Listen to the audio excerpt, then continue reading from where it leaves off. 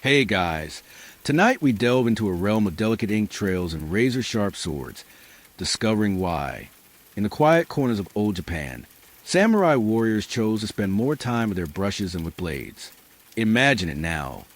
You're kneeling on polished wooden floors, the air scented lightly with burning incense and faint whispers of cherry blossoms drifting through thin paper walls.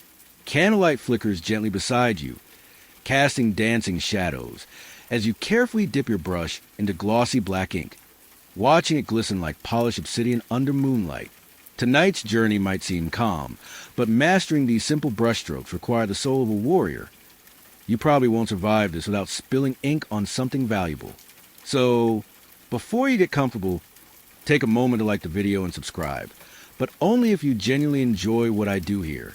And don't forget, let me know where you're tuning in from and what the local time is in your corner of the world. Now, dim the lights, maybe turn on a fan for that soft background and let's ease into tonight's journey together. You glide back in time now, long before neon lights and bustling streets filled Japan, back when peace and precision danced hand in hand with danger. It's the Edo period, a time when samurai, famous for their combat prowess, began choosing brushes over swords, ink over bloodshed. This choice wasn't because they had suddenly turned pacifist overnight. Samurai still fiercely guarded their honor, and their swords never collected dust. But strangely enough, something as quiet, meditative, and subtle as calligraphy captivated these battle-hardened warriors more deeply than the clanging echoes of sword duels. It's almost like finding out your local MMA champion spends his downtime knitting scarves. You wouldn't quite expect it, but there's a peculiar beauty in the contradiction. You might imagine samurai as purely fierce fighters, leaping around battlefields, shouting ferocious war cries with swords blazing through the air. But in reality, they spent far more hours quietly kneeling, eyes narrowed with the same intensity they'd use in battle, carefully brushing delicate kanji characters on a thin rice paper. Every brushstroke was more than ink on paper. It was a reflection of their inner discipline, a visible manifestation of their spirit. Historians still argue whether samurai became fascinated with calligraphy because of its meditative qualities or simply because it offered a safer outlet than challenging everyone who glanced their way to duels. After all, living through your 20s was an accomplishment back then, especially if your hobby was aggressively proving your swordsmanship. The truth is, ink became the samurai's ultimate training ground, and calligraphy became their hidden battlefield. In the precise control of their brushes, warriors developed patience, accuracy, and a subtlety that pure physical combat couldn't teach. Sure, slicing bamboo poles and practicing elaborate sword forms was critical, but calligraphy demanded something even more challenging, a stillness of the mind amidst chaos. Imagine trying to gracefully paint a single character without trembling, knowing full well tomorrow could bring battle and possible doom. It's a bit like trying to paint a tiny figurine while your house is actively catching fire. You've got bigger problems, but somehow the painting feels necessary. This was especially true during times of peace, such as the long and relatively stable Edo period. Samurai found themselves with fewer direct conflicts, their swords mostly ceremonial. So, in those quiet moments of peace, calligraphy became a vital outlet, a new way to channel their relentless warrior discipline into something productive and profound. Suddenly, the same hands that once delivered fatal blows now crafted beauty and depth, revealing a side of warriors seldom celebrated. Samurai weren't merely fighters. They became philosophers, artists, even poets, all thanks to those humble brushes and pots of ink. Who knew ink had such power, right? In fact, calligraphy was so crucial that a samurai's ability with ink often determined his reputation almost as much as his swordsmanship. Imagine attending a medieval Japanese party where your rank and honor depended heavily on how elegantly you scribble a quick thank you note. Talk about high-stakes calligraphy. Noble families proudly displayed calligraphy scrolls created by famed samurai, treating them as precious heirlooms. Legendary warriors didn't just leave behind swords and armor. Their inked poems and philosophical thoughts were often preserved longer, cherished far more deeply by future generations than rusting weapons. Swords break, armor corrodes, but ink, when carefully preserved, outlasts everything. And let's be real, isn't it beautifully ironic that samurai, warriors trained to end life swiftly and efficiently, sought immortality not through the sharpness of their blades, but through the timeless elegance of brush and ink. Their writings, still visible centuries later, reveal the humanity behind the iconic armor and fierce masks. Through ink, they communicated their thoughts, emotions, dreams, and regrets, often more profoundly than any speech or battlefield cry could convey. Maybe that's the real reason calligraphy enchanted the samurai. It allowed warriors, trained from birth to hide weakness and vulnerability, to quietly express their deepest selves. It wasn't just ink on paper. It was their legacy, silently whispered through generations. And so, you realize tonight's story isn't simply about samurai choosing calligraphy over swordplay. It's about discovering why a brush dipped in ink could become a more fearsome weapon, a more profound statement than even the sharpest blade. Now, as you settle deeper into this gentle narrative, you understand that tonight is about more than history or samurai traditions. It's about how quiet strength often surpasses brute force, and how gentle precision can shape history more effectively than raw power alone. As you drift gently onward, just know the samurai understood something deeply important. Sometimes the quietest acts echo loudest through eternity. Picture yourself now, kneeling in a softly illuminated room, the flickering candlelight creating rippling pools of warmth around you. Before you sits a fresh sheet of delicate rice paper, smooth as polished silk. Beside your hand rests a bamboo-handled brush, its fine hair still damp, and inkstone gleaming quietly, patiently awaiting your touch.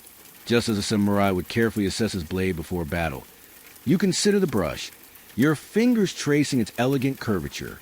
Tonight, as you dip the brush into the ink, you become aware how each gentle movement echoes a warrior's deliberate precision. Every stroke mirroring a sword slicing air, every pause of breath before action. In this quiet scene, the line between martial prowess and artistic finesse blurs beautifully. It wasn't accidental. Samurai calligraphy consciously mirrored the movements warriors perfected on the battlefield. Each stroke of the brush, swift, precise, unhesitating, reflected the same discipline required to wield a katana with mastery. Imagine attempting a precise, flowing brushstroke without wavering, much like cutting cleanly through a rolled tatama mat without snagging the blade. Both demanded absolute focus and unflinching confidence. And much like a sword, once a stroke was placed on paper, there was no erasing it. Mistakes, just like wounds, became permanent reminders. No pressure at all, right? Indeed, samurai calligraphy embodied an ideal called zanshin, a heightened state of mindfulness that warriors sought both in combat and everyday life. Zanshin means remaining mind, the acute awareness you keep even after finishing a strike. It's the warrior's equivalent of not turning your back on a seemingly defeated foe, just in case they leap back up like a bad horror movie villain. In calligraphy, zanshin translated into the conscious completion of each brushstroke, fully aware of how each ended, seamlessly flowing into the next. No distractions, no hesitations, just pure, meditative attention to the present moment. Samurai masters didn't just casually dabble in calligraphy. They studied under skilled monks and revered calligraphers, meticulously training to refine their control and mental composure. This wasn't about pretty handwriting. Far from it. It was about honing their spiritual and psychological readiness for life's inevitable chaos. Think of calligraphy as ancient Japanese mindfulness therapy, only instead of stress balls and deep breathing exercises, you're wielding brushes, ink, and a whole lot of existential patience. One intriguing quirk is how closely samurai sword techniques mirrored calligraphy styles. For instance, the iconic one-stroke sword strike, known as aijutsu, found its counterpart in calligraphy's spontaneous yet deliberate brushstrokes. Samurai who excelled in aijutsu practiced calligraphy religiously, recognizing the parallel. Both demanded that the entire act, from preparation to execution, occur smoothly and decisively within a single breath. Historians still argue whether samurai who practiced calligraphy actually improved their swordsmanship or simply convinced themselves it did. Either way, it made for beautifully intense artistry and probably fewer accidental self-inflicted sword injuries. A definite win. Even the way samurai held their brushes echoed their sword grip, reinforcing physical discipline through repetition. The hand position, finger tension, even how their shoulders aligned, every detail was carefully managed. Imagine being told you're gripping your pen incorrectly at school, except now your instructor is a battle-scarred warrior holding a razor-sharp katana, quietly judging your shaky inkwork. If that doesn't encourage precision, nothing will. Beyond technique alone, calligraphy allowed samurai warriors a socially acceptable way to explore subtlety and elegance. Remember, in their day, openly expressing emotions or vulnerabilities was seen as weakness. Definitely not a great move if you wanted to avoid spontaneous duels or awkward political alliances. But calligraphy gave them a loophole, a way to quietly express their feelings without losing face. They could encode emotion and personal philosophy into elegant strokes, subtly revealing more of themselves than any direct confession ever would. It was kind of like the medieval Japanese equivalent of subtly vague Facebook posts. You knew they meant something deeper, even if you couldn't exactly decode it. The brush thus became a silent confidant, receiving secret samurai would never dare utter aloud. Calligraphy was not just art. It was emotional liberation, masked elegantly behind disciplined strokes of ink. Samurai could discreetly communicate their fears, hopes, and reflections, slipping these secrets into poems or carefully chosen phrases. As you sit quietly, brush poised above paper, you sense the weight each stroke carried for these warriors, men whose lives were constantly poised between duty and desire, between strength and sensitivity. Interestingly, calligraphy became such a respected discipline that samurais sometimes engaged in brush battles, competing fiercely to showcase superior skill and refined artistic taste. These were peaceful duels with intensity rival combat. Think rap battles, but with elegant handwriting and far less profanity. Samurai gathered at salons, temples, and palaces, vying for recognition from peers and superiors. Victories in calligraphy contests enhanced reputations, secured promotions, and sometimes even improved marriage prospects, showing once again that sometimes penmanship can indeed be mightier than swordplay. Of course, not every samurai appreciated this quieter art. There were traditionalists who scoffed, insisting a warrior should only master combat, seeing calligraphy as a frivolous distraction. But as you now realize, those samurai likely missed the point. Calligraphy wasn't merely decorative. It was transformative. It challenged warriors to confront their inner demons, refine their spirits, and expand their skills far beyond the narrow scope of combat alone. It wasn't about weakening the warrior spirit. It was about deepening it, refining it into something transcendent. So, as your own brush strokes across the paper tonight, slowly forming characters that seem simple yet feel profound, you realize you're connected to those ancient warriors more deeply than you imagined. Each line, each subtle twist of the wrist, carries centuries of silent determination, of warriors learning that true power lies not merely in physical force, but in quiet mastery of oneself. Tonight's journey teaches you that sometimes the greatest warriors aren't those who conquer battlefields. They're the ones who find courage to master themselves. And with each graceful sweep of your brush, you step a little closer to understanding that power hidden elegantly between ink and paper. You breathe deeply, the quiet rustle of your clothing barely audible as you shift slightly on the tatami mat. The brush in your fingers still drips gently, waiting patiently above the inkstone. Around you, the scent of incense drifts softly, each gentle inhale bringing calm and clarity, much like the ancient samurai would have experienced centuries ago.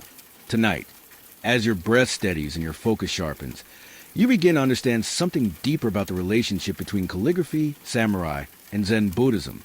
How these seemingly unrelated elements beautifully intertwine to shape warriors in ways swords alone never could. Zen Buddhism, with its quiet insistence on mindfulness and simplicity, found fertile ground among the samurai. Picture it. Battle-hardened warriors, men whose lives revolve around swift strikes and decisive victories, now sitting cross-legged in silent meditation, gently inhaling and exhaling as they tried, often unsuccessfully, to empty their minds of worldly distractions. Zen monks taught samurai that true strength lay not in brute force, but in the inner calm achieved through careful contemplation. Of course, teaching calm to warriors trained to strike first and ask existential questions later was no small feat. Imagine trying to lead a meditation retreat for Vikings or a yoga class full of caffeinated toddlers. Yet somehow, Zen found a perfect partner in the disciplined minds of samurai warriors. Zen philosophy didn't diminish a samurai's martial skill. Rather, it enhanced and refined it. Samurai learned to approach life and combat with clarity and detachment, traits that made them formidable yet thoughtful warriors. Historians still debate whether Zen's influence actually made samurai more effective warriors, or simply gave them an elegant excuse to stare contemplatively at cherry blossoms for hours, pretending it was crucial spiritual training. Regardless, Zen's teachings seeped deeply into samurai culture, influencing not just their fighting style, but also their artistic expressions, particularly through calligraphy. In fact, Zen masters often use calligraphy as a direct teaching tool for samurai disciples. Picture a quiet monastery garden, where monks patiently guide warriors in brush techniques, gently reminding them to slow their breath and quiet their minds. It's a strikingly serene scene, until you realize these students, peaceful as they seemed, could swiftly transition from elegant brushstrokes to lethal sword strikes in the blink of an eye. Calligraphy practice under Zen guidance was more than artistic training. It was a psychological and spiritual boot camp, preparing samurai to face chaos with composed hearts and clear minds. One Zen concept, mushin, meaning no mind, became particularly central to samurai philosophy. Mushin is the ideal mental state where the mind is clear, free from anger, fear, or distraction, fully present and responsive in the moment. Imagine a mental state where you're completely unfazed by external turmoil, as calm as if you've just spent an hour petting a particularly fluffy kitten. Samurai strove tirelessly for mushin, knowing that survival in battle hinged upon absolute mental clarity. But achieving mushin wasn't simple. It demanded rigorous practice. Enter calligraphy, a seemingly gentle activity that was actually a relentless exercise in mental discipline. Samurai who achieved mushin in calligraphy could easily translate that tranquility and precision to swordsmanship, seamlessly flowing from ink strokes to blade movements without hesitation or fear. Interestingly, Zen calligraphy often involved spontaneous, single-stroke characters that encapsulated entire philosophies. Samurai warriors would stand, brush poised, mentally rehearsing their stroke, waiting for the perfect moment, then execute it instantly, decisively, without hesitation or second-guessing. It was essentially the ancient equivalent of freestyle rap, but infinitely quieter and lacking enthusiastic applause. This spontaneity reflected Zen teachings of living fully in the present moment, a practice that deeply resonated with samurai whose lives constantly hovered between life and death. Calligraphy itself, under Zen influence, also evolved into a subtle form of spiritual self-expression. Samurai artists often included intentional imperfections in their characters, quirky strokes or subtle irregularities, highlighting Zen's acceptance of impermanence and imperfection. Think of it as medieval Japan's way of casually admitting, hey, perfection's impossible, so here's a tiny ink smudge to remind you we're all beautifully flawed.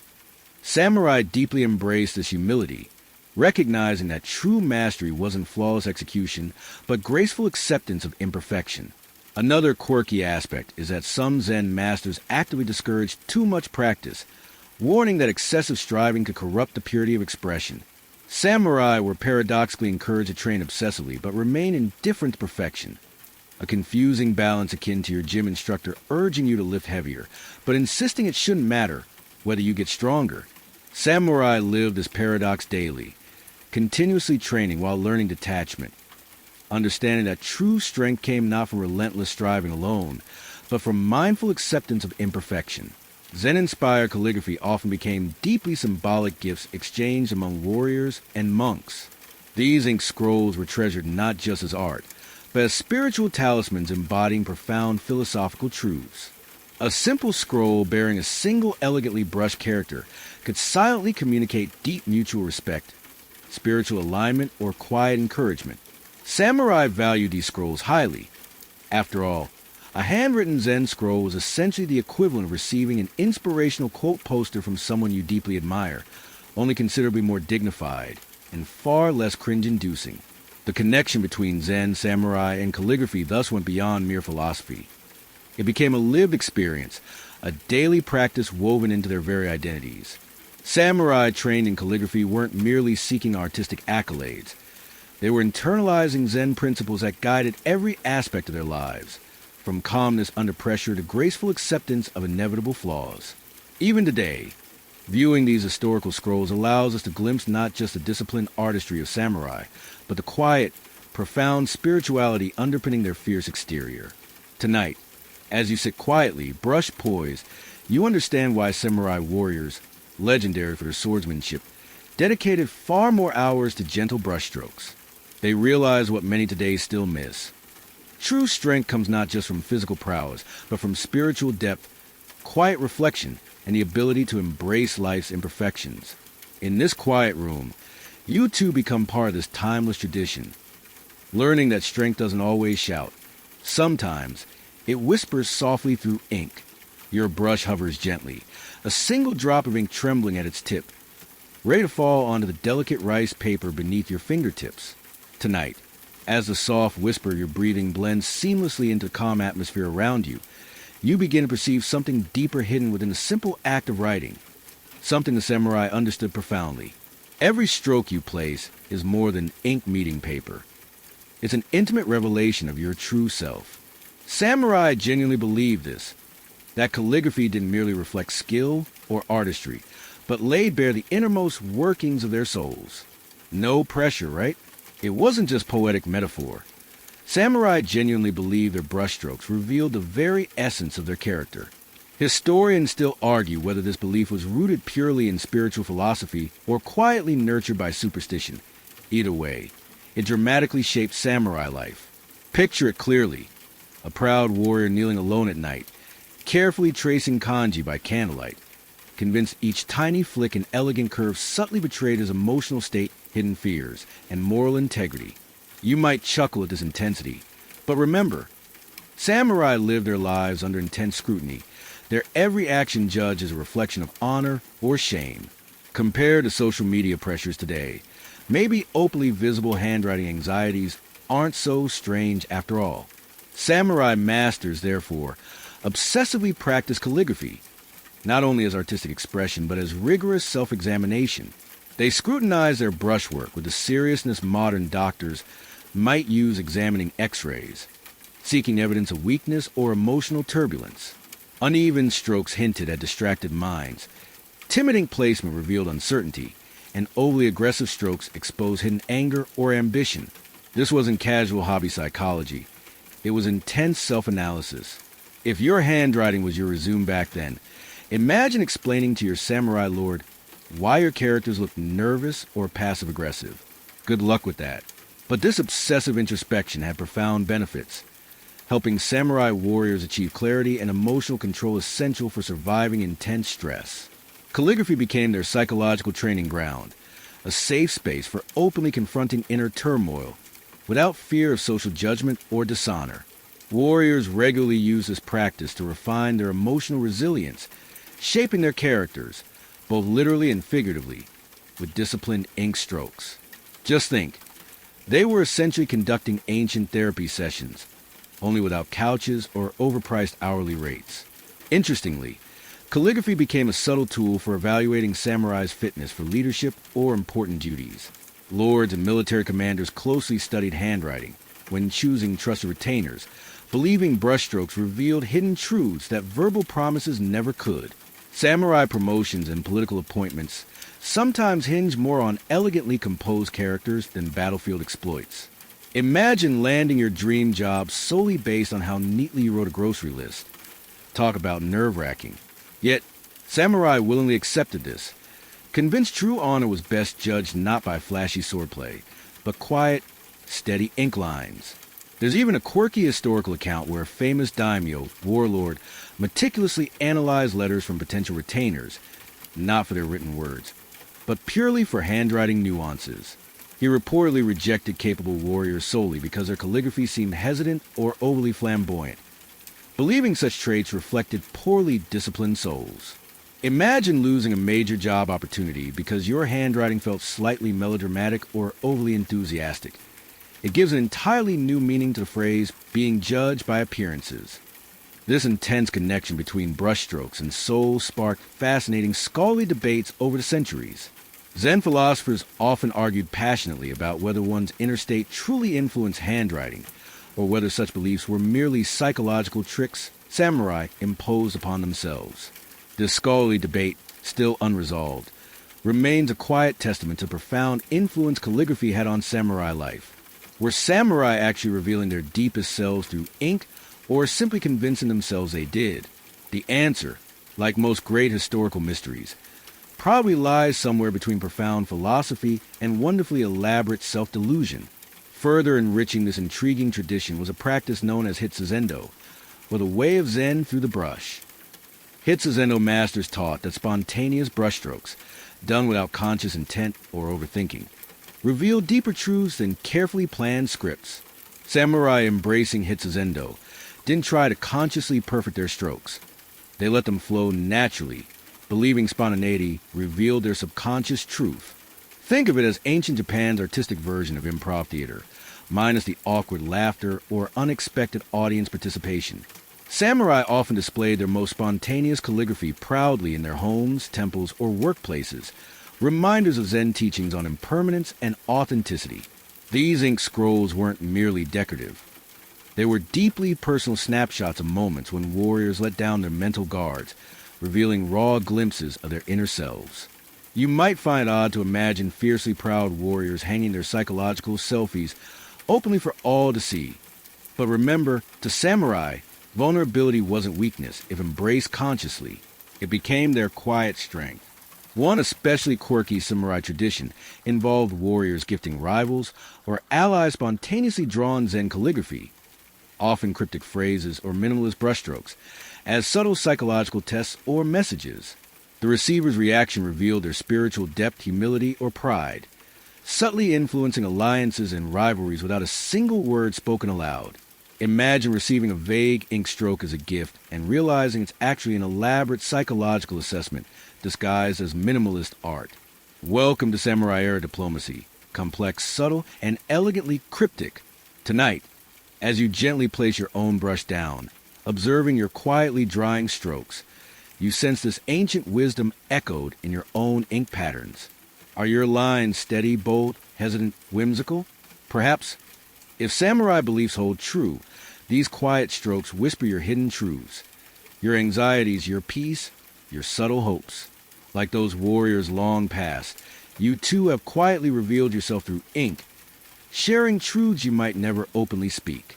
As you sit back now, softly exhaling, you begin to see calligraphy as samurai saw it.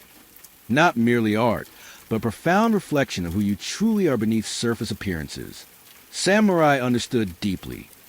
The greatest battle isn't fought against external enemies, but quietly, courageously within yourself.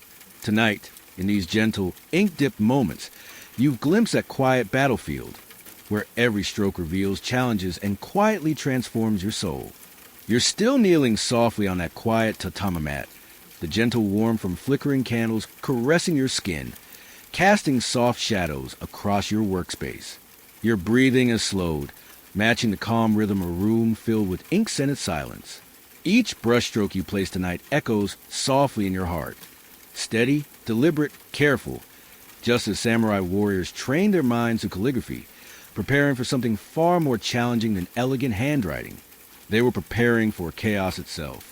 Samurai lived in a world defined by unpredictability. A single misstep, one distracted moment, could mean the difference between victory and defeat, or worse, life and death. With stakes at high, you'd think they'd spend every waking hour training with swords, spears, and bows. Instead, these warriors deliberately chose to spend countless hours quietly dipping brushes into ink, carefully crafting elegant characters. Strange? Perhaps. But there was wisdom hidden in this gentle routine, wisdom that transformed calligraphy into something far more than just beautiful script. It became a powerful discipline, meticulously cultivating calm, steady minds and warriors who desperately needed them. Just imagine the scene clearly now. A samurai sits in quiet meditation, brush suspended delicately between fingers that could also deliver swift death. The room is silent, save for soft breaths and the quiet rustling of fabric. He dips the brush precisely into gleaming ink, steadies himself, then carefully places a first stroke on pristine paper. Perfectly controlled, completely confident. In that moment, he's not merely an artist. He's practicing how to remain composed amidst life's inevitable storms. Samurai understood that if you could keep calm while carefully placing an intricate brushstroke, you could also remain calm when an enemy charged toward you with sharp steel aimed precisely at your heart. Well, theoretically. Historians still argue whether the tranquility of calligraphy could actually transfer smoothly to battlefield composure, but samurai believed deeply that it could, and belief itself is often half the battle. Calligraphy, for the samurai, was ultimately a rigorous mental and emotional training ground. Imagine training your mind to handle life or death situations by carefully writing letters, like practicing disaster preparedness by folding origami cranes. Yet it worked. The discipline required in calligraphy, steady hands, regulated breathing, precise movements, became a warrior's psychological shield, helping to maintain emotional stability under immense pressure. The act of gracefully controlling ink strokes prepared them mentally to control panic, fear, anger, or confusion when everything else around them erupted into chaos. The brush, quite literally, became their sword for inner battles. Moreover, calligraphy wasn't practiced only in peaceful, secluded temples or serene gardens. It was also performed under deliberately challenging conditions. Samurai often wrote outdoors in wind or rain, sometimes in noisy environments, intentionally testing their mental composure. Picture it. A fierce warrior kneeling calmly, brush poised above wet paper fluttering in unpredictable gusts, trying to maintain absolute composure. This might seem like a slightly absurd version of extreme sports, calligraphy during thunderstorms, but it served a profound purpose. Samurai knew chaos wasn't confined to battlefield alone. Life itself frequently threw them curveballs. Mastering calm amidst external turmoil wasn't optional. It was essential. Interestingly, samurai calligraphy training often involved what modern psychologists might call visualization techniques. Warriors were instructed to mentally picture intense combat scenarios while calmly executing their brushstrokes, training their minds to remain focused amidst imagined turmoil. This wasn't casual daydreaming. It was deliberate mental preparation. Imagine quietly writing a beautiful love poem while mentally picture yourself facing an enemy's charging cavalry. Somehow, maintaining romantic elegance under imaginary combat conditions probably made writing those tricky Valentine's Day hard to breeze. The samurai's rigorous approach to calligraphy also included strict ritual and repetition. Endless practice sessions focusing on single characters or short phrases until perfection became second nature. While you might groan at the idea of repeatedly practicing your handwriting until every stroke is flawless, samurai saw this repetition as critical mental conditioning. By repeating precise movements again and again, they trained their minds for absolute consistency. In chaotic battles, consistency was life-saving. A single wavering stroke in battle could cost lives. A single wavering brushstroke reminded them of the need for steady resolve. There's even a quirky tradition that samurai sometimes deliberately burned their best calligraphy immediately after finishing, symbolically embracing impermanence and training themselves not to become attached to outcomes, no matter how perfect. Imagine meticulously creating your greatest masterpiece and promptly tossing it into the fireplace just to remind yourself that everything is fleeting. It's ancient Japanese mindfulness meets dramatic existential gesture, a striking lesson on gracefully accepting life's unpredictability. These rituals have profound implications beyond martial training. Samurai carried the discipline and calmness cultivated in calligraphy into their daily interactions, negotiations, court duties, even handling family crises. Their disciplined calm was noticed and admired widely, often influencing others simply through their steady presence. It's not unlike how you feel safer with that one friend who stays perfectly calm when your Wi-Fi suddenly dies. Steady composure quietly influencing those around you. Ultimately, the greatest legacy of samurai calligraphy wasn't just artistic beauty. It was emotional resilience. Samurai trained diligently not merely to master ink strokes, but to master themselves. In calligraphy, they found a quiet battlefield, hidden within the gentle curves and elegant lines of each character. It prepared them beautifully, not just for combat, but for the endless unpredictability of life itself. Tonight, as your own brush quietly meets paper, you understand something deeply important the samurai learned through ink.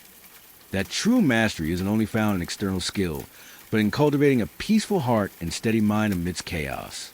And, like those ancient warriors, You begin realizing that life's greatest battles are quietly fought and quietly won within. The candle beside you flickers softly, casting dancing shadows over your paper as you gently guide your brush. Each stroke seems effortless now, flowing from your fingertips with a calm confidence you hadn't anticipated. As your characters form, elegant, poised, balanced, you start to appreciate something subtle yet profound that samurai warriors deeply understood. Calligraphy wasn't simply about precision or discipline alone. It was also about grace, about crafting beauty in every movement, as important as any strike on a battlefield. Samurai were trained from childhood in combat skills, taught to deliver powerful strikes swiftly and decisively. Yet paradoxically, as they matured, many discovered their greatest strengths lay not only in brute force, but in subtle elegance, both with swords and brushes alike. Indeed, elegance itself was considered a weapon of its own. Imagine being so skilled, so graceful, your enemies surrender simply because they're impressed by your technique. It didn't exactly happen that way, but you can imagine how intimidating calm elegance must have appeared in a world where raw power usually ruled. In samurai culture, beauty wasn't merely decorative, it had profound implications.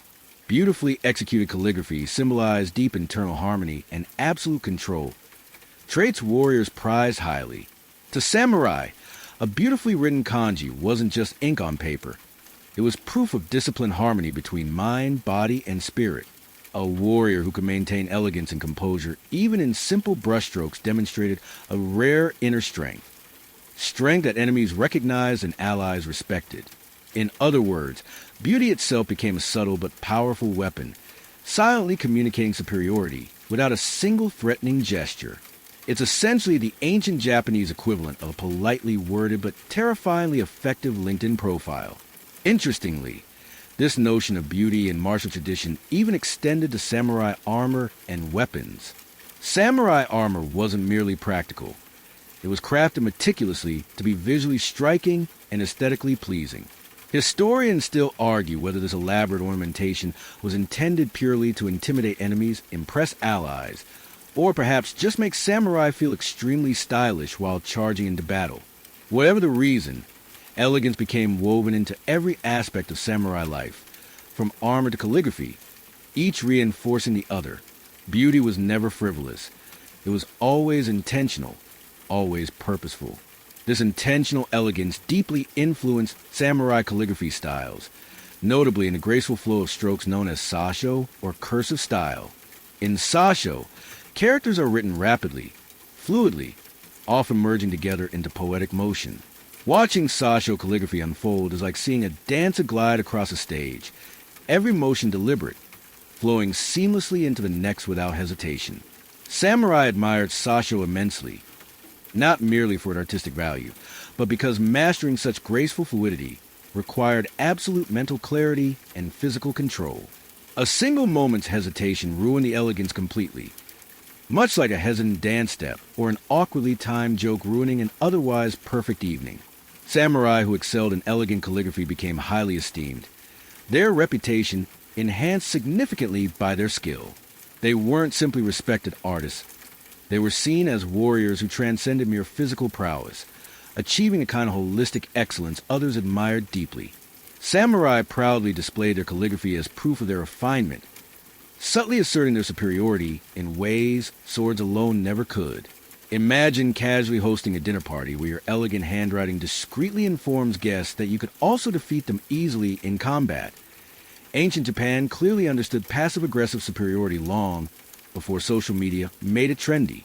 A quirky tradition emerged among some samurai, particularly those renowned for their elegant brushwork, to sign formal letters or poems with exceptionally beautiful yet complex calligraphy. This wasn't mere vanity. It was a subtle yet powerful display of status and confidence. Receiving such letters was both a compliment and a gentle, silent reminder of the sender's refined power. Imagine your boss casually sending you emails written entirely in elaborate calligraphy. Beautiful, impressive, yet silently intimidating. You'd probably respond with the medieval equivalent of "noted with thanks" and avoid further questions. Historians still debate whether elegance in calligraphy genuinely influenced actual battle outcomes or merely served as psychological warfare. Could elegant handwriting intimidate opponents into surrendering or forming alliances? Probably not directly, but it certainly shaped perceptions, quietly influencing political and social dynamics without ever drawing a sword. Elegance wasn't just art. It was soft power, silently reshaping samurai relationships and rivalries with every stroke of ink. Moreover, this pursuit of elegance shaped samurai behavior profoundly. Samurai trained in graceful calligraphy naturally carried that same elegance into their daily movements, gestures, even speech patterns. Over time, these elegant mannerisms became integral to the samurai identity. Warriors renowned not merely for bravery or skill, but also refinement. Think of them as the ultimate Renaissance men of medieval Japan, warriors, artists, philosophers, all wrapped elegantly into one intimidating yet stylish package. Interestingly, the influence of elegant calligraphy didn't end with samurai. It extended widely throughout Japanese society, influencing tea ceremonies, poetry, garden design, virtually every artistic expression. Samurai elegance quietly seeped into broader culture, leaving lasting impressions still visible today. Even modern Japan's minimalist aesthetic owes something subtle to samurai refinement, a legacy that persists quietly, gracefully, through centuries. Tonight, as your own brush glides gently across paper, you begin to sense that same quiet elegance shaping your movements.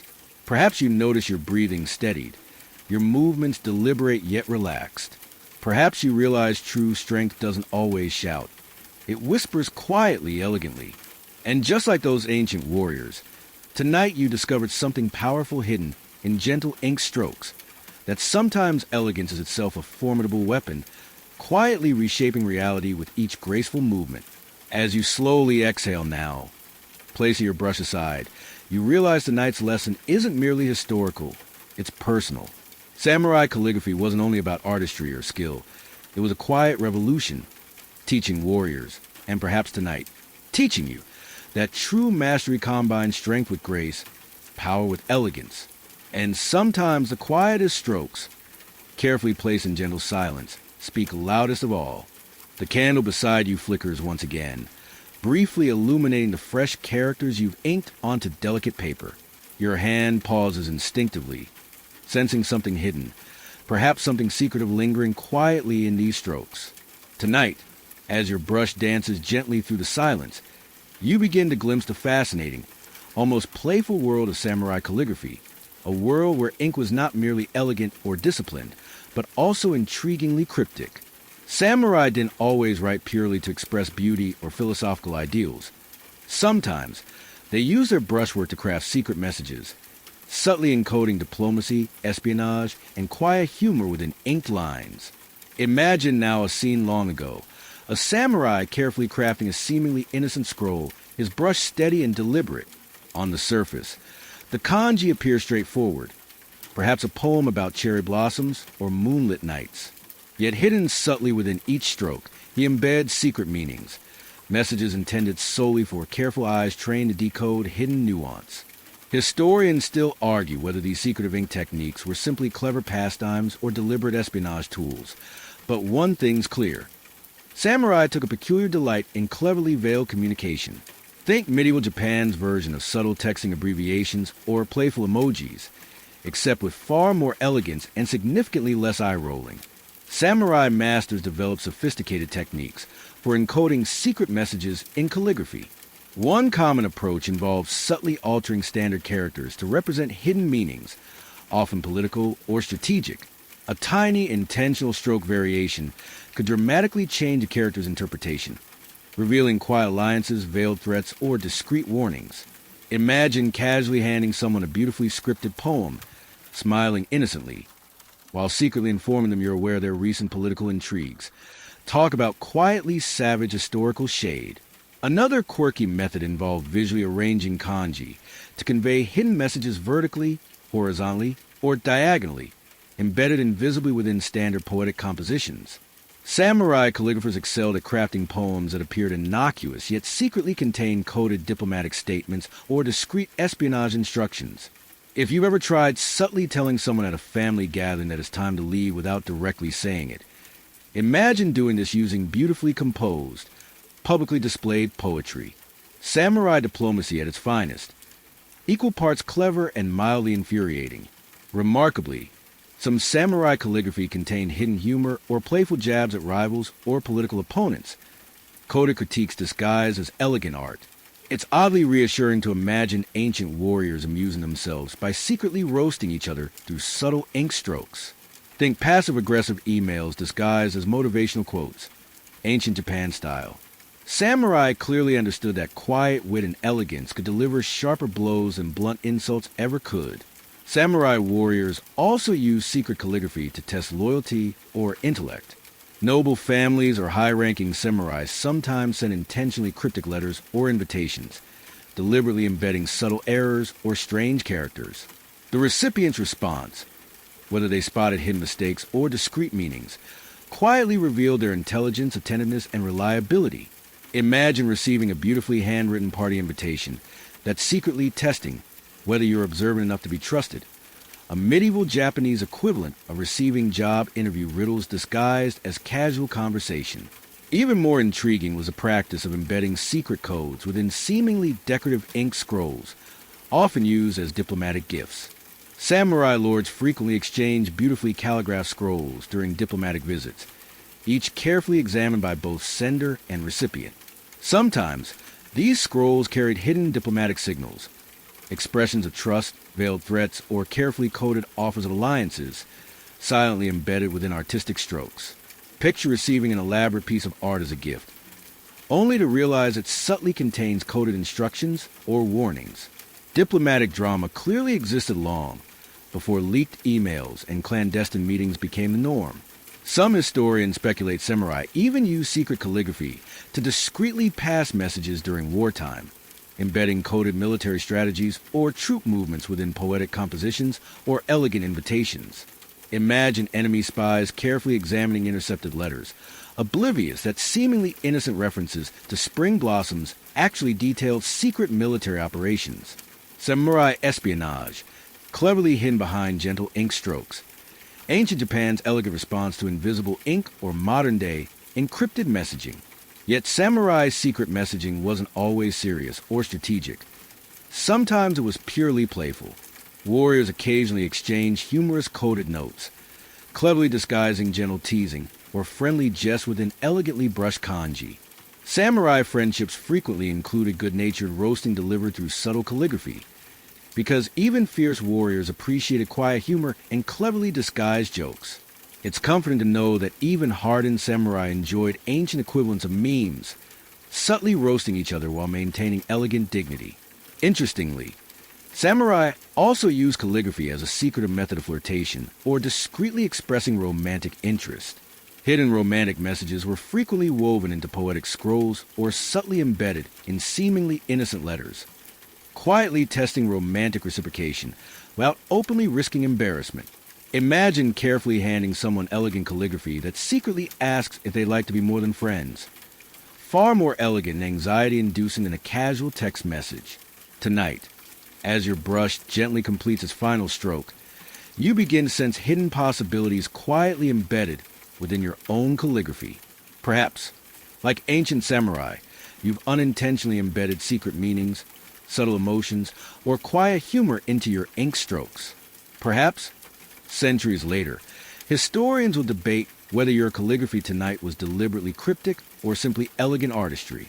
Either way, tonight's quiet revelation reminds you that calligraphy, like life itself, isn't always straightforward. Sometimes the most meaningful messages aren't openly shouted. They're whispered quietly, subtly hidden in plain sight. And just like those ancient warriors, tonight you've discovered their profound beauty and gentle humor in secrets quietly shared, softly hidden behind ink strokes and quiet smiles. Your hand gently lowers the brush, resting briefly as you admire the ink softly dry on the rice paper in front of you. The subtle fragrance of fresh ink still lingers gently in the air, blending with a faint aroma of burning incense. In this quiet, candlelit room, you begin to sense something deeper about these gentle strokes, something the samurai themselves understood profoundly. The mysterious, almost magical belief that calligraphy could transcend mortality itself. That's right. Samurai sometimes believed a perfectly executed brushstroke held the quiet power to defy death. Well, symbolically at least, immortality through handwriting. Talk about having high expectations for your penmanship. Samurai warriors faced the constant presence of death.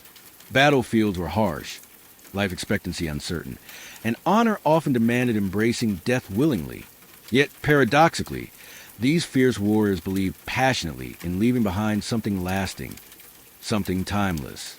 Enter calligraphy, a seemingly humble practice, yet one capable, they believed, of quietly granting immortality. No, not literally. No brushstroke ever directly saved a warrior from a fatal sword blow. But symbolically, samurai saw perfect calligraphy as something timeless, enduring far beyond fleeting lives or inevitable decay. Think of calligraphy as ancient Japan's quiet rebellion against the fragility of life, a beautifully stubborn refusal to be forgotten. In samurai culture, creating flawless calligraphy wasn't merely about skill or artistry. It became a quiet act of defiance against mortality. Samurai who excelled at calligraphy deeply believed their work carried a small piece of their soul, carefully embedded within each elegant stroke. To them, perfect ink work wasn't simply ink. It was spiritual preservation, a way to whisper quietly across centuries, ensuring their voices and souls endured far beyond physical existence. Samurai calligraphy essentially became their carefully brushed message in a bottle. Only this message whispered through generations, carried forward by delicate scrolls and quietly persistent ink. One famous samurai tradition involved creating death poems, elegantly brushed verses composed deliberately in a warrior's final moments, often just before ritual suicide or imminent battle. Death poems weren't morbid. Rather, they celebrated life's impermanence, gracefully accepting mortality. Yet, paradoxically, these poems quietly achieved immortality, remembered and cherished long after their authors had passed. Imagine calmly composing poetry moments before facing inevitable doom, quietly confident that your words, your soul, would endure centuries later. Samurai clearly understood how to dramatically exit life, while leaving behind powerful reminders of their existence. Historians still argue whether samurai genuinely believed their calligraphy could literally preserve their souls, or if this was more metaphorical, a poetic way of confronting life's fragility. Either way, it's fascinating to imagine fierce warriors delicately brushing verses, quietly embedding themselves into ink, convinced they were softly cheating death. Whether literal belief or symbolic reassurance, this quiet tradition profoundly shaped samurai spirituality, artistry, and their brave yet graceful acceptance of inevitable mortality. Some samurai calligraphy masters developed a curious, even quirky, obsession with creating single perfect strokes, believing a single flawless character could embody their entire being, symbolically immortalizing them in a single, timeless gesture. Imagine devoting hours, days, even years to creating one single brushstroke. Convince your entire soul and legacy depended on getting it right. No pressure, right? Yet samurai embraced this intense challenge, genuinely believing that achieving one perfect, timeless brushstroke quietly ensured spiritual immortality. One legendary samurai reportedly dedicated his life to mastering a single character, repeatedly practicing until he achieved absolute perfection. When finally satisfied, he famously sealed this perfect scroll away, convinced he'd quietly secured immortality. Imagine quietly dedicating your life to writing a single word perfectly, and then proudly locking it away, confident you've just achieved symbolic immortality. Samurai clearly took perfectionists to entirely new, mildly alarming heights. This quiet obsession with immortal ink profoundly influenced the samurai spirituality, reinforcing their acceptance of impermanence and mortality. Samurai learned not to fear death, but rather to gently accept it, quietly trusting their spirits and souls would softly endure through perfect brushstrokes. To them, death wasn't defeat. It was merely the gentle passage from temporary existence to quietly whispered immortality through ink. If you must face life's inevitable ending, samurai logic suggested, you might as well leave behind beautifully brushed poetry that ensures you'll be remembered gracefully. Interestingly, samurai also sometimes gifted their best calligraphy scrolls to close friends, disciples, or temples before battles, quietly entrusting their souls symbolically to these carefully preserved pieces. Warriors truly believed recipients would safeguard these scrolls, thereby preserving a small piece of the samurai's essence. Imagine handing someone your favorite poem just before entering battle, gently reminding them, hold on to this, it's literally my soul. Friendship goals in ancient Japan clearly came with quietly profound responsibilities. Even today, museums and temples still cherish samurai calligraphy scrolls as profoundly spiritual artifacts, tangible remnants of warriors who quietly defied death, symbolically preserved forever within gentle ink strokes. Visitors frequently describe experiencing powerful emotions, even spiritual sensations, when viewing these scrolls, quietly affirming samurai beliefs in ink's subtle immortality. Whether metaphorical or spiritual, samurai calligraphy undeniably achieved quiet immortality, enduring centuries, whispering softly through ink long after swords rusted and battlefields faded. Tonight, as your own ink quietly dries on paper, you sense something profound that ancient samurai warriors deeply understood. Perhaps calligraphy, gently brushed with sincere intention, does quietly transcend fleeting moments or fragile lives. Perhaps ink strokes, whispered softly through time, genuinely grant a quiet immortality. Not literal, perhaps, but symbolic and deeply meaningful. As you sit back quietly now, breathing gently, you realize tonight's lesson isn't merely historical. It's gently existential. Samurai calligraphy taught that life's fragility isn't something to fear or avoid. Instead, it's something to embrace gracefully, leaving behind beautifully whispered legacies quietly inked into paper. And like those ancient warriors, tonight you quietly brush your own legacy, softly immortalized in gentle strokes, whispered quietly through ink into the silent night. Your eyes rest gently on the last character you've written, the ink settling into the delicate fibers of the paper like water soaking into earth. The room around you hums with stillness, only broken by the occasional creak of the floor or the faint hiss of candle wax melting into itself. In this space, quiet and still, you begin to feel the weight of emotion carried in each stroke. Not just your own, but that of the samurai who came long before you.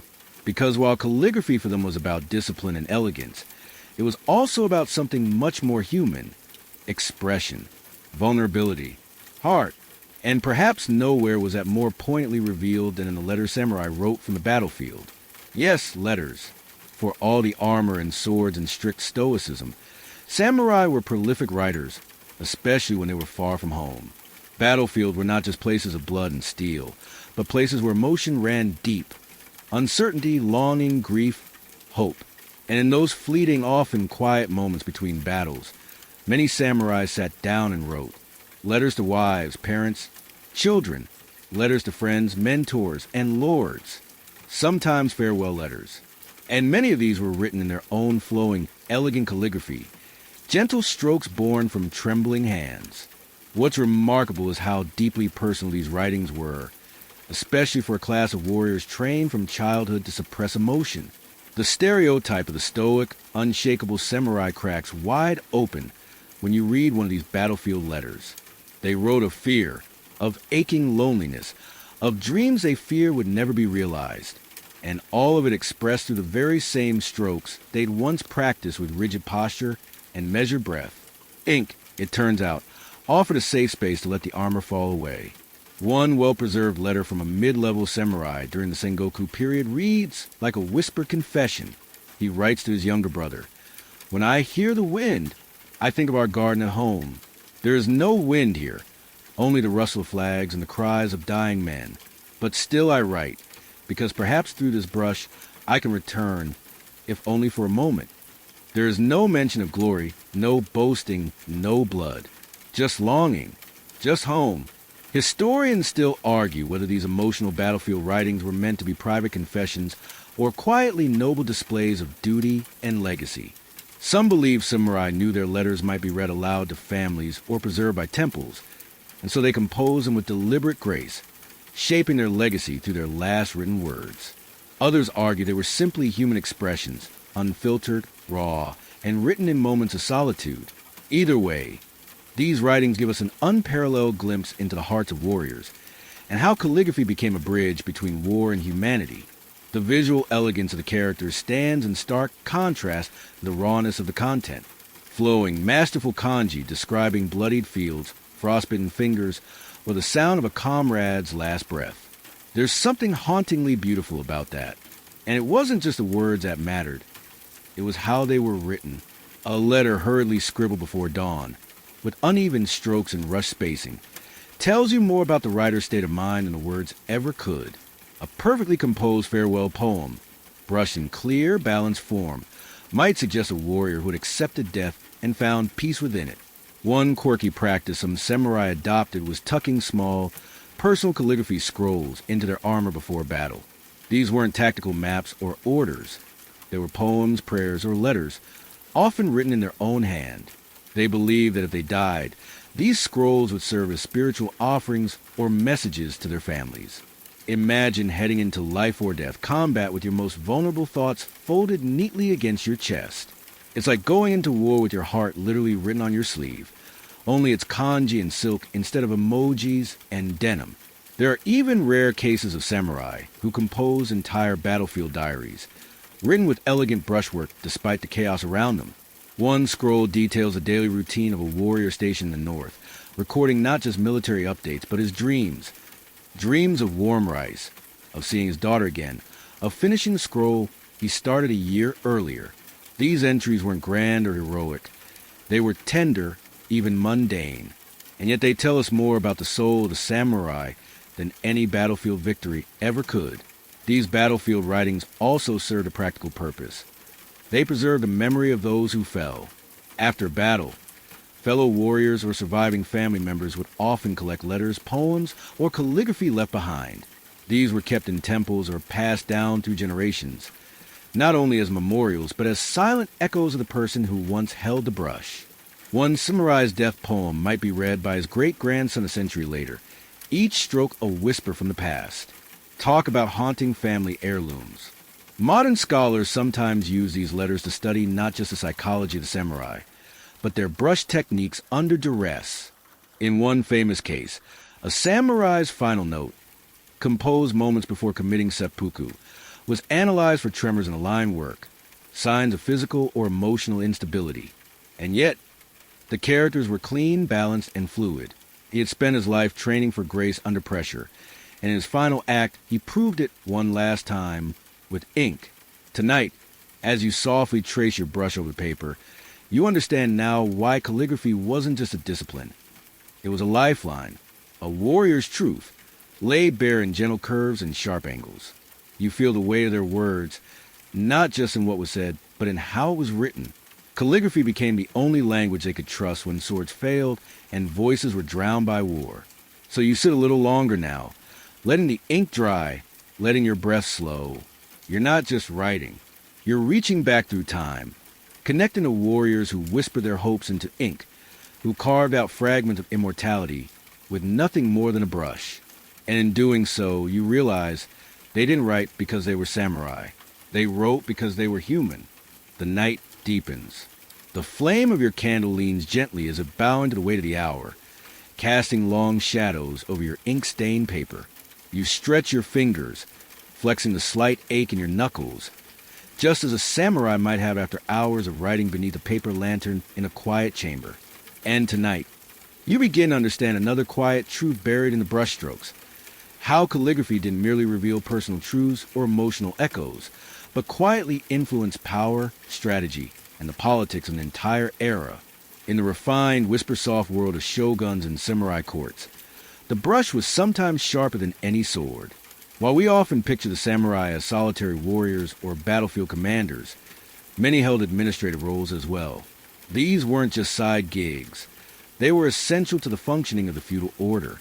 Samurai were frequently scribes, officials, and envoys, tasked with managing vast domains, negotiating delicate alliances, and maintaining communication with powerful lords. In this political landscape, elegant calligraphy wasn't optional. It was currency. An ink message didn't just convey facts. It conveyed prestige, legitimacy, authority. If your kanji looked like a drunken squid had a panic attack, good luck being taken seriously in the shogunate's inner circle. Samurai in service to high-ranking lords were often selected not just for loyalty or skill in arms, but for their penmanship.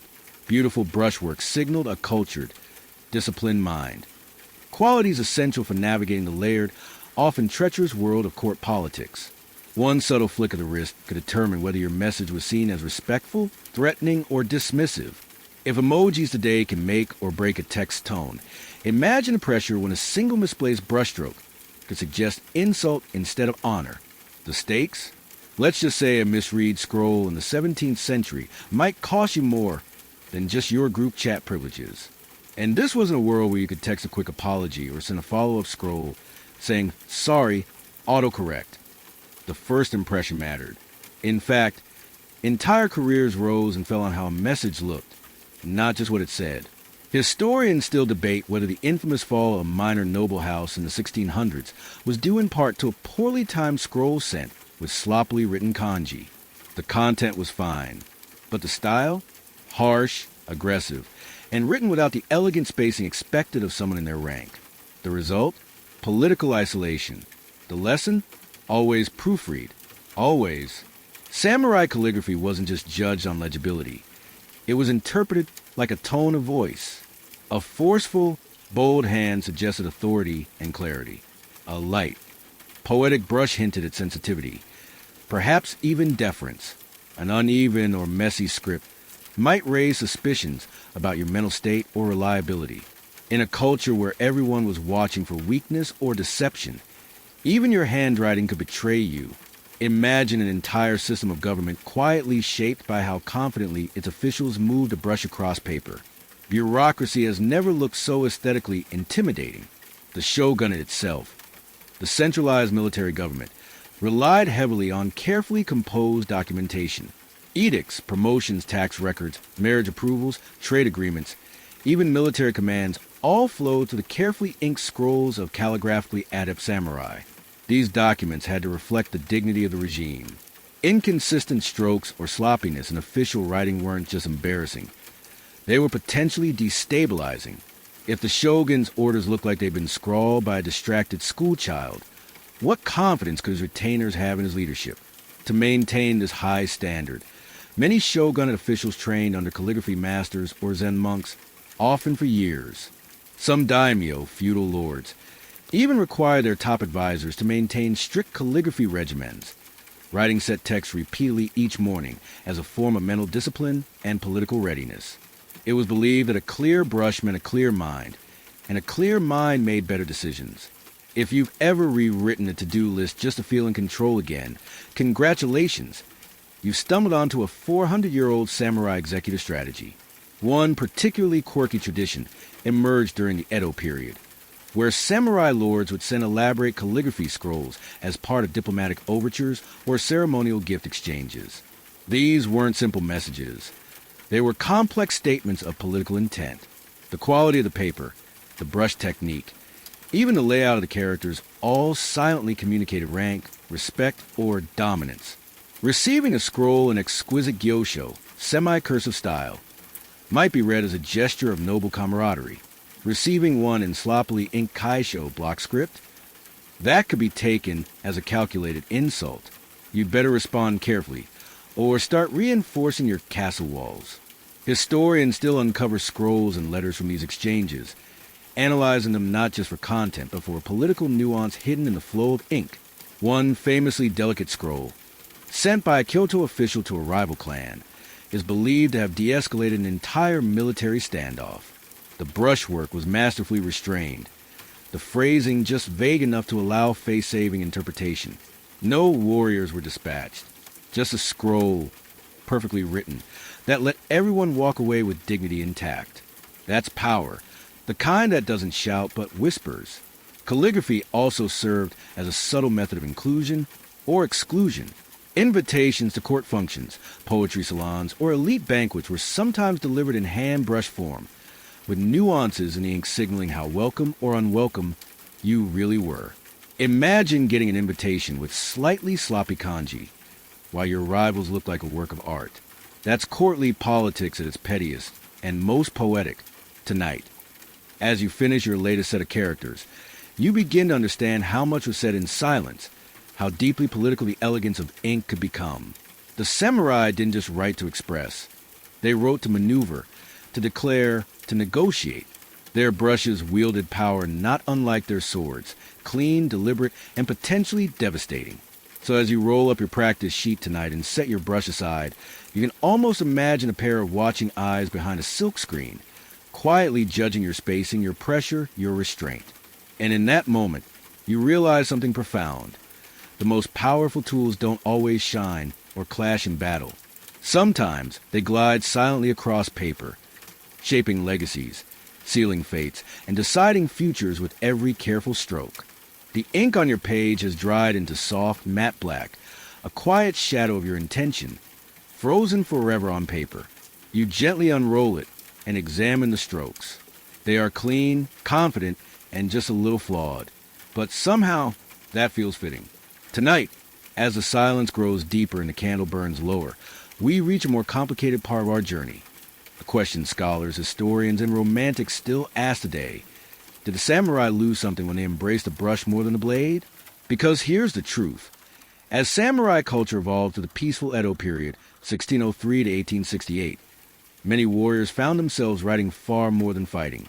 The great battles of the Sengoku era were over. Japan, unified under Tokugawa rule, settled into a long, rare stretch of peace. And peace, while lovely, doesn't require quite so many people wandering around in armor swinging swords.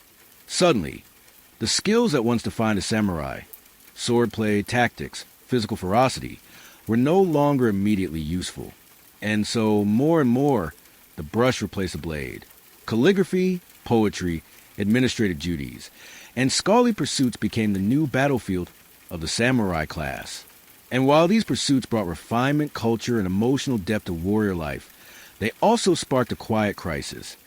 If you no longer fought, were you still a warrior? Historians still argue whether this cultural shift enriched the samurai legacy or quietly began its unraveling. Some believe the transition to civil service saved samurai from violent obsolescence.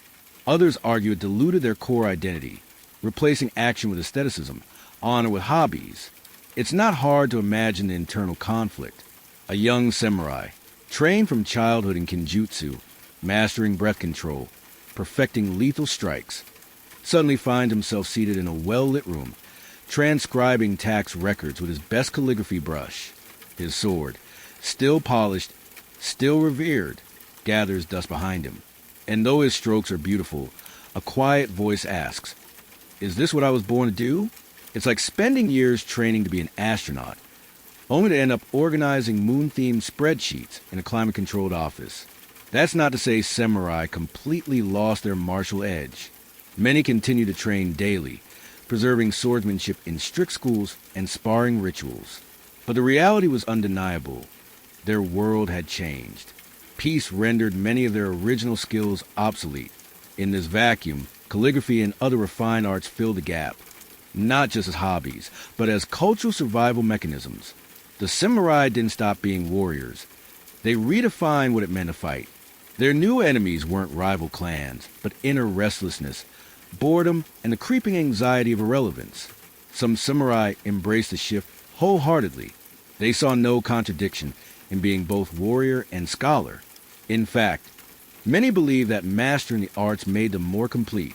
They quoted Confucian texts, brushed Zen poems and elegant Sasho script, and taught their sons not just how to duel, but how to recite and write ancient Chinese verse. These were the warrior poets, the ones who believed a calm mind was more powerful than a fast blade. And for a while, their vision of samurai life flourished. But others weren't so convinced. Frustration simmered in parts of the samurai class, particularly among lower-ranking warriors who had fewer opportunities to wield power through bureaucracy or artistic display. For them, calligraphy felt like a consolation prize, an elegant distraction from a fading legacy. Some wrote about it in their journals, others expressed it in poetry, and still others simply vanished into obscurity. Their swords stayed sharp, but unused. Their brushstrokes, though practiced, never fully replaced the satisfaction of battle. It's not hard to see their dilemma. Would you rather live a peaceful life brushing perfect kanji, or die gloriously on the field of battle, sword raised high? The samurai, caught between two worlds, had to make that choice every day. This slow cultural shift became especially pronounced in the later Edo period, when Japan's rigid social order began to crack. Merchants, once considered the lowest class, grew rich and influential, while samurai, forbidden to engage in trade, often fell into debt. The irony wasn't lost on anyone. Warriors of noble blood, descended from generations of battlefield heroes, now lived on modest stipends and survived by teaching calligraphy to merchant children. Talk about a reversal of fortune. It's like a retired rock star giving piano lessons at the local mall. Honorable, sure, but undeniably tinged with melancholy. Some samurai families cope by turning calligraphy into family legacies, opening small schools or serving as tutors to noble households. Their artistry kept them afloat, even as their warrior identity grew dimmer. Others joined monastic communities, dedicating themselves to Zen, where the brush once again became a sacred instrument, though now not for war, but for spiritual enlightenment. In both cases, the brush preserved their dignity, even as the blade became symbolic more than practical. One of the most famous samurai philosophers, Yamamoto Tsunetomo, author of the Hagakure, lamented this shift with a quiet, resigned sorrow. He wrote that the way of the samurai had become dead, replaced by appearances and etiquette, and yet even he acknowledged that discipline, clarity, and devotion could still be found in quiet practices like writing, calligraphy, and reflection. The battlefield might have changed, but the warrior spirit, he believed, could endure. So, tonight, as your brush dances once more across paper, you understand a hidden tension in every stroke. Each line carries the grace of peace and the ghost of battle. The elegance you see wasn't born from luxury. It was forged in longing, in a quiet desperation to stay relevant, to stay honorable in a world that no longer needed warriors. And yet, there's something beautiful in that struggle. The samurai didn't vanish. They adapted. They picked up the brush not out of weakness, but out of devotion, to discipline, to beauty, to purpose. In a world that no longer required their swords, they made sure their legacy would not fade. They inscribed it one perfect stroke at a time. The hour is late, and the hush of the room feels thicker now, like even the shadows are resting. You reach again for your brush, hand steady despite the long journey your mind has taken tonight. And now, something stirs in you, something bold and oddly satisfying. You begin to realize how deeply calligraphy and swordsmanship were never rivals, but reflections. They weren't opposites. They were mirrors. Because as different as they may seem, one meant to create, the other to destroy. Brushstrokes and battle cries came from the same place. Precise, trained, beautiful movement. Samurai knew this intimately. To them, the arc of a katana slicing cleanly through the air was not so different from the sweep of a brush gliding across parchment. In both, timing was everything. Flow mattered. Hesitation spelled ruin. Master swordsmen didn't simply slash. They danced, balanced perfectly between force and fluidity. And in calligraphy, the stroke wasn't just about the ink. It was about rhythm, posture, breath. One faulty flick in either practice revealed everything. There's a saying that still lingers from that era. Sword and brush are one. And it was a metaphorical flourish. It was instructional truth. In many dojos, students were trained in both arts from a young age. Swordplay improved their posture, their reflexes, their instinct for rhythm. Calligraphy sharpened their patience, their inner stillness, their ability to breathe through action. And what united them both was kata, the disciplined repetition of form. If you've ever done yoga or martial arts, you'll know that feeling, doing the same motion over and over until it ceases to be conscious, until it becomes you. Samurai studied kensei, the ideal of the sword saint, a master whose strikes were so fluid, so harmonious. They transcended technique and became pure expression. This ideal was mirrored in shodo, the way of writing, where the perfect stroke was less about mechanics and more about merging with emotion. Calligraphy wasn't retreat from battle. It was battle, simply slowed down, silent, unbloody, but no less intense. Historians have long noted that the same physical principles underpin both sword and brush techniques. In swordsmanship, you move from the hara, your center, your gut. In calligraphy, it's the same. Both demand rootedness, flow, economy of motion. A master doesn't waste effort. And that's where the poetry lies. A single stroke can be a killing blow or a line of verse. Same hands, same discipline, different outcomes. There's a particularly fascinating connection between specific brush styles and combat techniques. For instance, the Kaisho style, with its clear, deliberate strokes, mimics the precision of formal sword forms, the kind you use when demonstrating textbook-perfect technique. Meanwhile, Sasho, the flowing cursive style, mirrors Kenjutsu in real combat, adaptive, fast, improvisational. One reveals a foundation, the other shows the truth under pressure. Samurai who practiced both began to feel the line blur. They weren't just switching tools. They were refining the same art.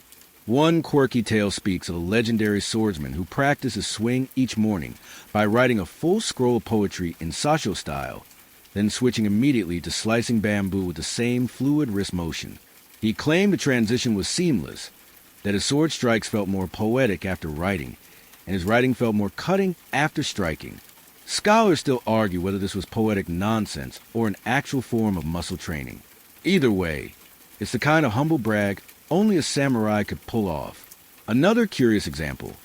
Some sword schools included calligraphy in their curriculum, not as an optional exercise, but as a core part of training. Students weren't considered ready to duel until their brushstrokes were controlled, balanced, and centered.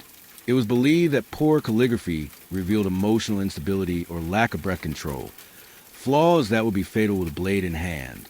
Think about that. Before facing a live duel, you'd better have written a haiku that made your master weep, not with joy, with alignment. In the temple schools, too, Zen monks reinforced this parallel. They taught that both calligraphy and swordplay required mushin, the no-mind state where thought ceases and only instinct remains. You don't think your next move. You become it. In both arts, hesitation is deadly. Too much effort ruins emotion. In both arts, the stroke, whether ink or steel, must come from silence, not noise. There's a haunting passage from the 17th century that describes a samurai writing his death poem with the same grip he used on his sword. His hand didn't tremble. The stroke was clean, unbroken, deliberate. And though his final act would be one of death, his final message was pure beauty. Two acts, opposite in result, yet identical in form. It's poetic. It's unsettling. It's very, very samurai. This deep connection between the two arts wasn't only spiritual, it was strategic. Some samurai used their skill in calligraphy to anticipate and control their sword movements. Others believed their swordplay improved because they had trained their eyes and hands through ink. The eye that can trace the balance of a kanji can also read the motion of an opponent. And the wrist that knows how to pause mid-stroke can also fake a feint in combat. It's all flow. It's all timing. Modern martial artists in Japan still study Shodo as part of traditional training. Even now, students may begin the day with 30 minutes of seated brushwork before stepping onto the mat. It's not about writing pretty characters. It's about preparing the mind, centering, sharpening, softening, preparing for battle not by tensing up, but by flowing down. So tonight, as your own brush glides once more, you begin to feel it. That balance, that edge, the sensation that you're not just writing, you're wielding. Every stroke is a silent strike. Every pause, a breath between blows. You aren't just following tradition. You're touching the very heart of the samurai paradox, that peace and war, art and violence, elegance and death all lived in the same hand. And perhaps that's the real lesson. It's not about choosing the brush over the sword. It's about learning that, in the end, there was never a choice. There was only mastery. The room has grown stiller now, as if it too is listening, leaning into the quiet scratch of your brush on paper. You shift your posture slightly, not because you're tired, but because you're aware of your body, aware of how you sit, breathe, move. And this awareness, subtle but full, is exactly what the samurai sought when they embraced the act of writing not just as art or communication or even power, but as meditation. Calligraphy, for the samurai, became a gateway, a practice of presence, a path inward. This wasn't just mindfulness for the sake of calm. It was mindfulness as survival. On the battlefield, hesitation meant death. But before the blade was ever drawn, a samurai trained for years to master his emotions, to still his thoughts, and to sense everything without reacting to anything. It sounds like Jedi stuff, but for the samurai it was very real and very necessary. And one of their sharpest tools in cultivating this kind of emotional clarity? Not the sword, the brush. Calligraphy, with its precise, repetitive movements, became a form of moving meditation, like walking slowly through a quiet forest or repeating a prayer under your breath. It was a rhythm that smoothed the edges of anxiety and brought the samurai into the present moment. No future, no past, just a flow of ink and the quiet rise and fall of breath. You couldn't rush calligraphy. You couldn't force it. The brush would resist you. The ink would smear. The stroke would fall apart. To write well, you had to release the tension, breathe into the motion, and become one with the act itself. Zen monks, ever the spiritual backbone of samurai training, encouraged this deeply. They taught that writing a single character was as sacred as sweeping the temple floor or meditating in silence for hours. Every act, done with full awareness, was a form of enlightenment. Calligraphy wasn't just a thing to do. It was a thing to become, and that mindset rubbed off on the samurai, who found in those meditative strokes a way to quiet the roar that battle or life could so easily stir up. One of the most meditative practices was to copy classic poems or sutras by hand, over and over. This wasn't punishment. It was purification.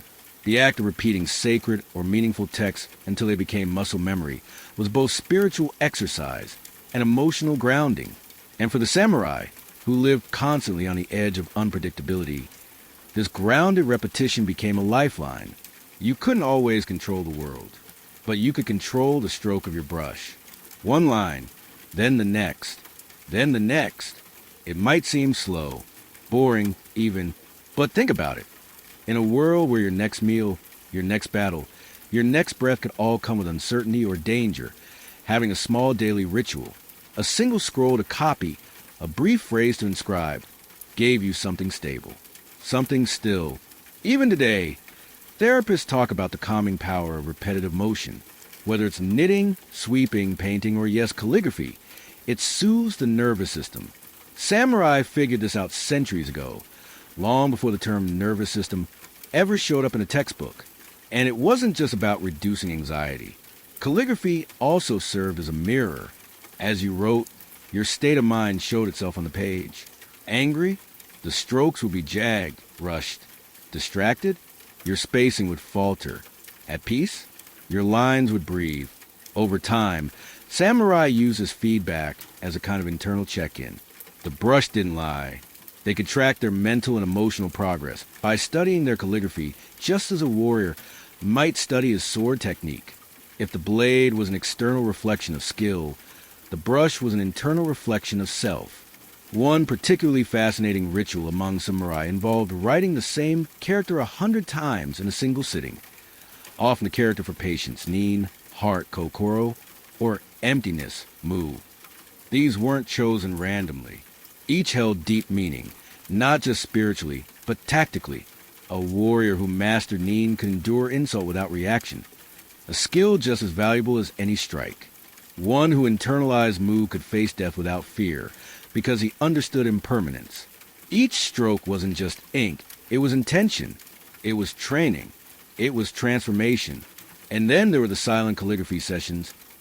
Hours passed without words, just the subtle sounds of brush on paper and the breath of a room full of warriors finding peace. In some training halls, they called this practice food no zazen, seated meditation through the brush. Samurai would gather not to chant or to spar, but simply to sit and write. No competition, no critique, just presence, just practice. Modern martial artists still speak of the benefits of this kind of meditative writing. Some say it improves reaction time. Others say it deepens awareness. But most simply say it quiets the mind. And when the mind is quiet, the body follows. Decisions come easier. Actions flow smoother. Fear becomes a whisper instead of a roar. Samurai understood this well.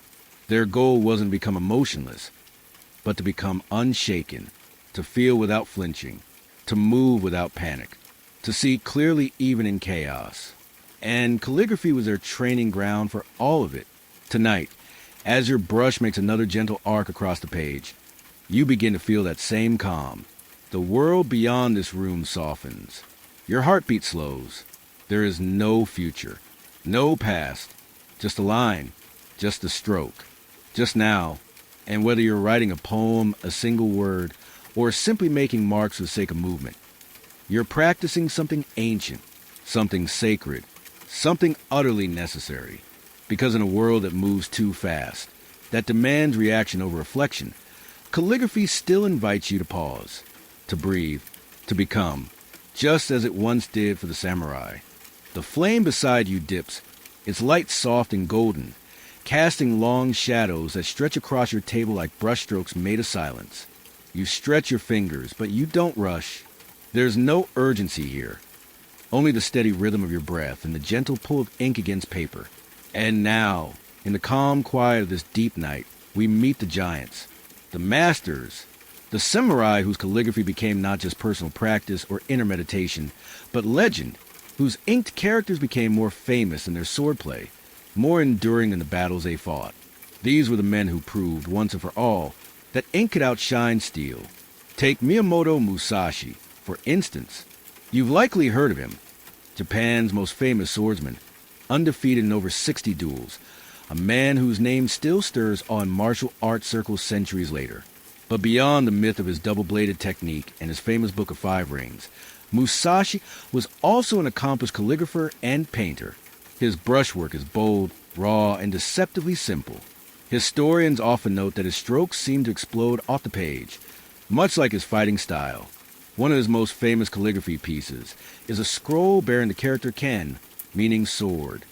One brushstroke, one word. That's it, but the energy in that stroke, it ripples with force. It's said that Musashi could express more with one sweep of his brush than most warriors could with a blade. If that's not poetic justice, what is? Then there's Yamaoka Teshu, a 19th century swordsman, Zen master, and statesman. Teshu was famed not only for his martial prowess, but for his immense spiritual insight, much of which he poured directly into his calligraphy. His works are large, sometimes taking up entire hanging scrolls, and often created in a single, continuous movement. One popular story says he would rise early, meditate, and then paint massive kanji characters in one breath. No hesitation, no corrections. His belief? The stroke must come from the soul, not the hand. It's said that if his spirit wasn't aligned, he wouldn't touch the brush at all. Imagine having that kind of artistic integrity, refusing to sign your name until your soul agreed. And Teshu wasn't alone. Throughout the centuries, certain samurai became better known for their calligraphy than for their battlefield victories. Some were daimyo, powerful feudal lords, whose ink scrolls are still preserved in temples, prized not just as artifacts but as spiritual relics. One daimyo, Hosokawa Yusai, was such an accomplished calligrapher and poet that rival clans spare his life in wartime out of respect for his cultural importance. Yes, you heard that right. His brush literally saved his neck. Historians still marvel at it. One moment you're commanding armies, the next you're being politely escorted out of danger because your haiku game is just too strong to lose. It wasn't just warlords either. Many lower-ranking samurai also developed reputations for their brushwork. Their fame came not from conquest, but from the purity and depth of their ink. Some wrote poems that became household teachings. Others inked Zen phrases so beautifully that they were copied, studied, and revered across generations. These works weren't ornamental. They were alive, and to many, they were more precious than any weapon or title. One particularly quirky story involved a lesser-known samurai named Takuan Soho, not famous for sword fighting, but for influencing those who were. A Zen monk, philosopher, and calligrapher, Takuan wrote influential letters on the spiritual aspects of swordsmanship, one of which, The Unfettered Mind, is still read today by martial artists around the world. His handwriting, calm and steady, matched his teachings. What's fascinating is that he never fought in a battle himself, and yet his brush shaped the minds of generations of fighters. You've heard of warriors shaping the world with their weapons. Takuan did it with scrolls. These legendary ink masters didn't seek fame for their calligraphy. That's the secret. They practiced it because it aligned their spirits, because it demanded honesty. The brush didn't care about your rank, your kill count, or your clan. It only responded to presence, to breath, to heart, That's what made their work so powerful. It wasn't a performance. It was a transmission. And if you're wondering how ink could possibly eclipse the blade in terms of legacy, just consider this. The sword of many of these men are lost to time, rusted, buried, stolen, melted down. But their calligraphy scrolls? Still intact, still displayed, still read. Their brushwork outlived their weaponry. Their strokes still breathe, quietly whispering across centuries. Today, museums in Tokyo, Kyoto, and Nara display these pieces under soft lighting and glass. Scholars lean in close, studying the curves of each kanji, tracing the breath of long-gone warriors. Some visitors cry. Others stand still, reverent. And in those hushed moments, the samurai live again, not through their conquests, but through their clarity, through their ink. One could argue, and many do, that these calligraphers were the truest samurai. They didn't just master life and death. They mastered being. They mastered silence, stillness, the ability to speak volumes in a single stroke. Their calligraphy wasn't about beauty alone. It was about balance, strength without force, elegance without ego, action without attachment. Tonight, as you complete your own scroll, your final character hanging in the air like a drawn breath, you understand what they understood, that this practice, this quiet, slow, demanding act, isn't small, it isn't decorative, it's a kind of living flame. It lights the way not just to history, but to the very core of who we are when the armor falls away. You don't need to be a warrior to wield a brush like this. You only need to show up, to breathe, and to mean every stroke. And if the ink lives longer than the steel, that's not a failure of the sword. It's the victory of the soul. The candle is barely a whisper now, its light soft and amber, casting a glow no brighter than the ink sheen drying gently across your final page. Your body is calm. Your brush rests beside your hand. And now, at the close of our journey, you begin to feel something settle inside you, something the samurai understood well. Because while their swords may be gone and their armor resting in museums, one thing has remained untouched by rust or time. Their legacy, written not in blood, but in ink. Calligraphy for the samurai wasn't a pastime. It was a promise, a quiet, deliberate act of preservation. And as centuries passed, long after the final duels were fought and the war drums fell silent, it was these ink scrolls, these brush verses and poems, that carried samurai voices forward. They didn't shout, they didn't boast, but they endured. Today, the legacy of samurai calligraphy is everywhere in Japan, woven into art, education, even daily life. Children learn to write kanji with deliberate strokes, each line echoing the ancient disciplines passed down from generations of warrior poets. Calligraphy clubs and schools practice the same breathing techniques samurai once used. And temples continue to teach Shodo not just as art, but as a way of centering the self, of returning, breath by breath, to stillness. Even in modern business culture, the values once etched in ink by samurai hands remain quietly influential. Patience, precision, humility, and respect for form. A single handwritten note, in crisp, elegant kanji, can still carry more weight in a Japanese boardroom than 100 well-crafted PowerPoint slides. The brush, centuries later, still speaks louder than the sword. Then there's a physical legacy. Scrolls stored in lacquered boxes, unrolled only during special ceremonies. Inked verses framed in family homes, passed down as heirlooms. Characters so beautifully rendered that modern artists study them not just for style, but for spirit. Scholars still debate whether these pieces are more art or more philosophy. But most agree they're alive. You don't just look at them, you feel them. And in these characters, you find reminders of the samurai's deepest truths. Their fears, hopes, and quiet moments of clarity are all there, layered between the brushstrokes. One poem might speak of cherry blossoms falling, a metaphor for fleeting life. Another might simply say moo, emptiness, written with such power that it shakes you, even if you don't read Japanese. You understand anyway. The brush transcends language. It always has. In unexpected corners of Japanese culture, tea ceremonies, bonsai cultivation, even martial arts, you'll find a ghost of samurai calligraphy. It's there in every act done with care, every motion performed with breath, every tradition that values precision over speed, intention over outcome. The samurai may have vanished as a social class, but their ink remains everywhere, whispering, and it continues to evolve. Contemporary artists reinterpret classic kanji styles using spray paint, digital tablets, or even sand. But they all pay homage to the roots, the way of the brush, the quiet mastery it demands. In Tokyo, there's a gallery that displays traditional samurai calligraphy beside modern graphic novels, showing how the energy, motion, and clarity of stroke have persisted through vastly different media. You can almost hear the scroll and the stylists nodding to each other across time. There's even a resurgence of interest in samurai-style calligraphy internationally. Workshops from Kyoto to California teach students how to hold the brush like a warrior, to move with intention, to write not just for beauty, but for presence. The wisdom has traveled.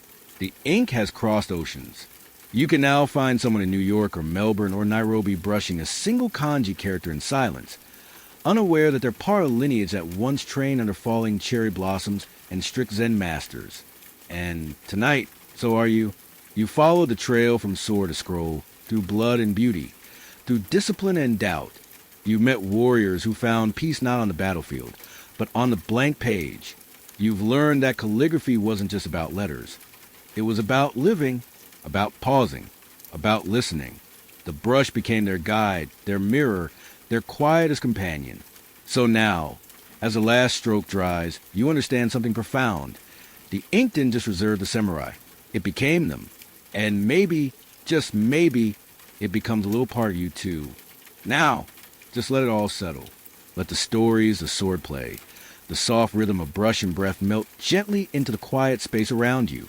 You've walked with warriors tonight, not in clanging armor or roaring battles, but in silence, in stillness, in ink. You've seen how strength can be gentle, how elegance can carry power, and how even the most disciplined hearts needed somewhere to rest. The samurai understood that not every battle is fought with steel. Some are fought in the mind. Some are soothed with silence. Some are won by sitting still, breathing deep, and letting ink carry what words cannot. And tonight, in your own quiet way, you've done the same. You've sat where they sat, written where they wrote, thought the thoughts they thought when no one was watching. So now, as your body softens and your eyes grow heavier, let the weight of discipline fall away. Let the brush go. Let the breath ease. You've earned this rest, not just in the day, but from centuries of stories whispering through your heart. You're not holding a sword. You're not even holding a pen anymore.